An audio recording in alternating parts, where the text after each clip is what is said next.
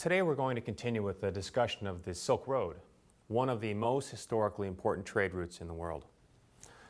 Now, as you know, the Silk Road was a major trade route between Europe and Western China for about 1,500 years. It was used from about 100 BCE until about 1400 CE. There had been some trade across Central Asia before that, but it wasn't until about 100 BCE that trade between Europe and China increased significantly. So we're going to look at how the Silk Road developed. First, I want to mention three dynasties in China that were in power at significant points in the Silk Road's history. Dynasty here means a group of rulers or a family with political control. First, the Han Dynasty. They ruled from 206 BCE to 220 CE, approximately when the Silk Road started. Second is the Tang Dynasty, in power from 618 to 907, the peak period of the Silk Road. And third, the Ming Dynasty.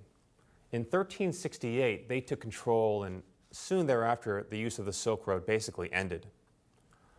Now, this is just a quick overview, so I'll go into more detail about these three groups later. Now, most people say the Silk Road, but it wasn't only one route. It was a network of routes between China and the Mediterranean Sea. The routes from China all started in Xi'an. That's spelled X-I''An.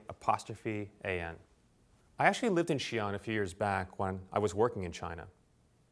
And from Xi'an, I traveled way out into Western China just to get a sense of what the Silk Road was really like. It wasn't an easy place to travel, but traders did it for many years. Now, going forward, you should know that Xi'an was actually called Zhang'an during the time of the Silk Road. So from Zhang'an, the route went west until traders reached the Taklamakan Desert. To avoid it, some routes went south through Dunhuang, and some went north through the Gobi Desert and over into Central Asia.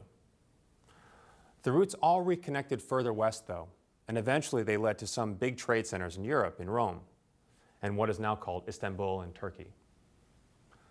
There are different estimates about how long the Silk Road was altogether. We're going to go with about 5,000 miles or 8,000 kilometers.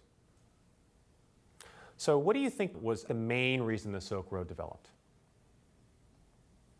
Well, the short answer is that people in Europe wanted goods from China, and people in China wanted goods from Europe. I'll focus now on the west end of the route in Europe, and then we'll go to the east end in China. On the west end at the Mediterranean Sea were the Romans. By about 100 BCE, the Romans had learned about luxury goods from China, silk in particular, which was very popular in Rome then. So the Romans started building roads to the east so they could get luxury goods from China. Meanwhile, from the east end in China, the Han Dynasty was in power. We have to review a little history at this point. The Han Dynasty ruled China from 206 BCE to 220 CE, as I mentioned, and Zhang'an was the capital. But because China was so big, it was very difficult to defend, especially against the Mongol invaders from the north. So in 138 BCE, Emperor Wudi, that's W-U-D-I, sent a group out to Western China to recruit fighters for the conflict with the Mongol invaders.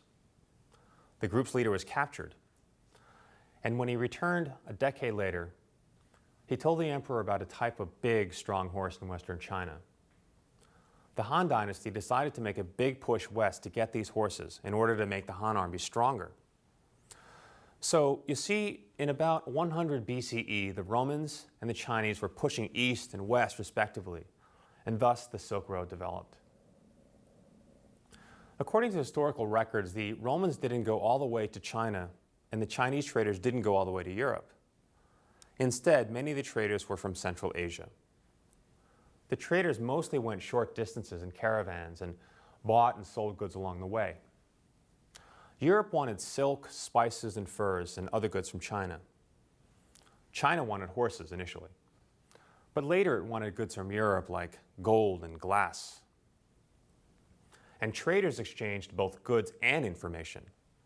For example, there were trade secrets like where to get the best silk and where the best routes were. The Silk Road was very difficult to travel, and traders tried alternate routes mainly to avoid two things: bad weather, and bad people. There were many robbers who tried to steal the traders' silk and other goods. Traders also wanted to avoid towns that forced them to pay a fee when passing through. The peak period for the Silk Road was in the 600s during the Tang Dynasty. Zhang'an was very big and very prosperous then. About 2 million people lived there, including 8,000 foreigners from many places, including what is today Iran, Turkey, Japan, and Korea. By the early 900s, the Tang Dynasty lost power, and trade on the Silk Road declined sharply because there was fighting and it became much too dangerous for the traders. By about 1400, trade on the Silk Road basically stopped. There were two main reasons. One, in 1368, the Ming Dynasty took control, and they didn't want any contact with foreigners. And two, European traders began to prefer ships, which were faster and safer than the Silk Road. So, to wrap up, the Silk Road developed because people in one part of the world wanted something from another part of the world. In recent years, people have talked about globalization as creating new Silk Roads. We'll take up this idea next time, okay?